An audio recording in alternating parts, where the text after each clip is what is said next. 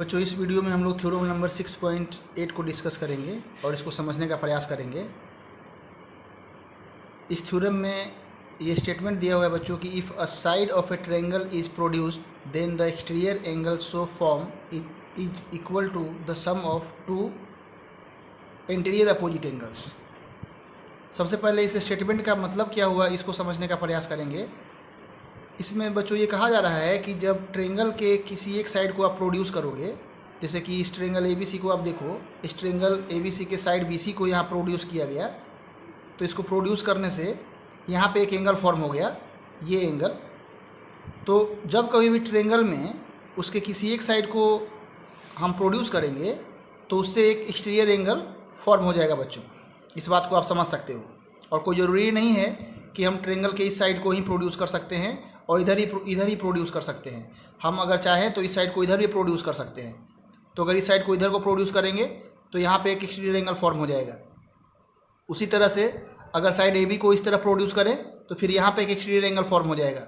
उसी तरह से हम चाहें तो साइड AB को इस तरफ भी प्रोड्यूस कर सकते हैं, तो फिर यहाँ पे एक एक्सटीरियर एंगल फॉर्म हो जाएगा। तो इस बात को आप समझ सकते हो कि एक्सटीरियर एंगल एक ट्रायंगल में किसी एक साइड को उसके पाथ में प्रोड्यूस कर देने से, आगे बढ़ा देने से एक एक्सटीरियर एंगल आपका फॉर्म हो जाएगा। और वो एक्सटीरियर एंगल हमेशा टू अपोजिट इंटीरियर एंगल के सम के बराबर होता है। इसका मतलब क्या हुआ बच्चों कि जब आपने इस साइड को प्रोड्यूस किया और यहाँ पे जो एक्सटीरियर एंगल फॉर्म हो रहा है, तो आप देखो कि किस वर्टेक्स पे ये एक्सटीरियर एंगल फॉर्म हो रहा है। तो आप देखोगे कि ये वर्टेक्स C पे एक्सटीरियर एंगल फॉर्म हो रहा है साइड BC के प्रोड्यूस होने से, ये एंगल।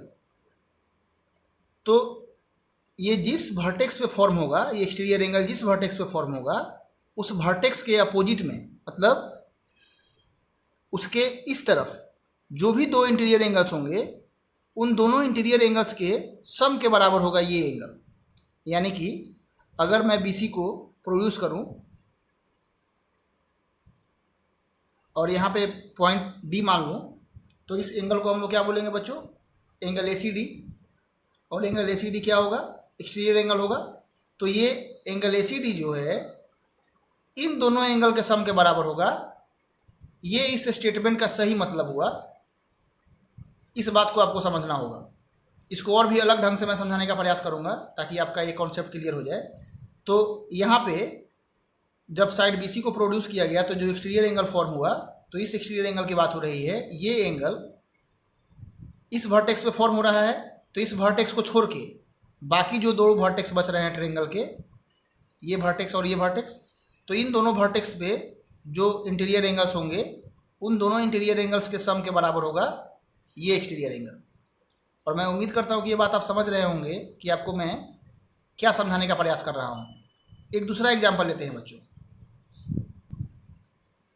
इससे पहले हम लोग BC को प्रोड्यूस किए थे और BC को प्रोड्यूस करने से एक एक्सटीरियर एंगल यहाँ पे फॉर्म हुआ था। अब अगर हम चाहें तो ट्रायंगल ABC के साइड AB को भी हम प्रोड्यूस कर सकते हैं और इसको प्रोड्यूस करने से यहाँ पे एक एक्सटीरियर एंगल फॉर्म हो जाएगा, आप देख सकते हो।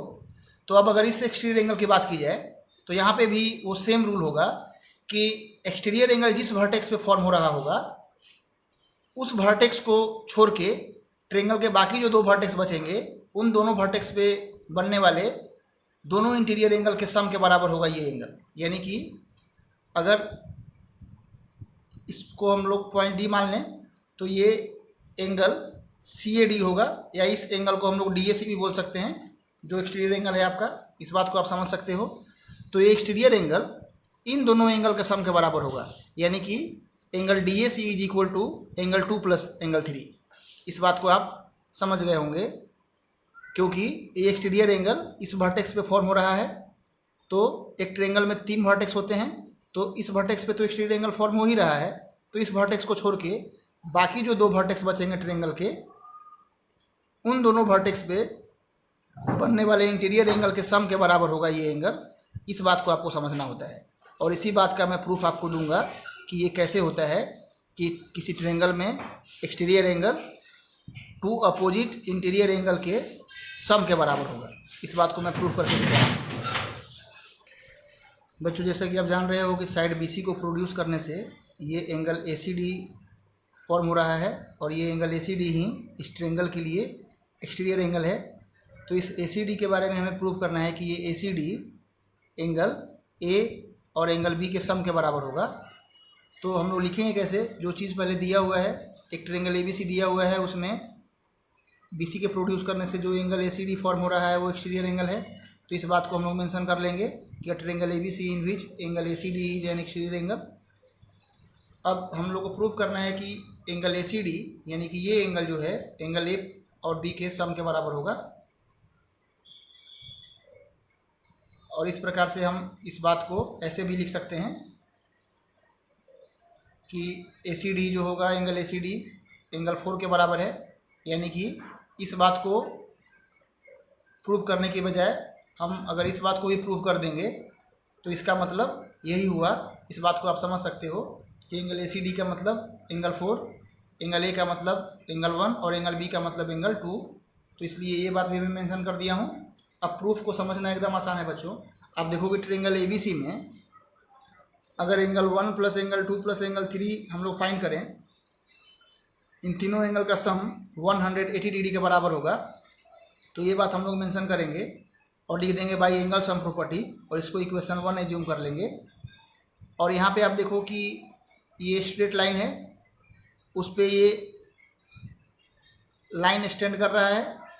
तो इस तरह से जो दो एडजेसेंट एंगल्स यहाँ फॉर्म हो रहे हैं, इन दोनों एडजेसेंट एंगल का सम 180 डिग्री के बराबर होगा बाय लीनियर पेयर एक्सियोम। आप लोग इस बात को जानते हो। तो एंगल 3 और एंगल 4 का सम 180 डिग्री के बराबर होगा।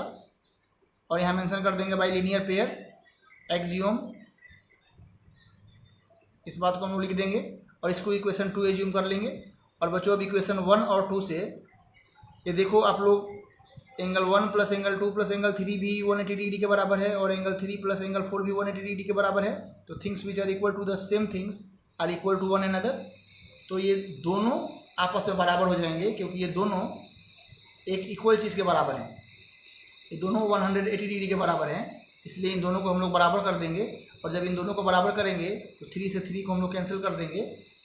इस बात को आप लोग जानते हो कि सेम चीज़ अगर LHS में हो और वही सेम चीज़ अगर RHS में हो तो हम लोग इसको कैंसिल कर देते हैं, क्योंकि इसको आप इधर लाओगे तो ये माइनस एंगल 3 हो जाएगा, तो वैसे भी ये कट जाएगा। तो अब angle 4 is equal to angle 1 plus angle 2 बच जाएगा। और यही बच्चों आपको प्रूव करना था, आप यहाँ देख सकते हो। और यहाँ से हम लोग लिख सकते हैं कि angle ACD is equal to angle A plus angle B। और इस तरह से ये प्रूव हो गया बच्चों। और आपको ये ध्यान रखना होगा कि किसी भी ट्रायंगल में उसके किसी एक साइड को प्रोड्यूस करने से जो आपका एक्सटीरियर एंगल फॉर्म होगा वो exterior angle 2 opposite interior angle के सम के बराबर होता है। और 2 अपोजिट इंटीरियर एंगल कौन कौन से होंगे इसको मैं समझाने का प्रयास किया हूँ कि जिस वर्टेक्स पे आपका एक्सटीरियर एंगल फॉर्म होता है उस वर्टेक्स को छोड़ के ट्रायंगल के बाकी जो 2 वर्टेक्स बचते हैं उन दोनों वर्टेक्स पे बनने वाले इंटीरियर एंगल के सम के बराबर होता है वो एक्सटीरियर एंगल। इस बात का आप लोग ध्यान रखेंगे और मैं उम्मीद करता हूँ कि इस बात को आप समझ गए हैं।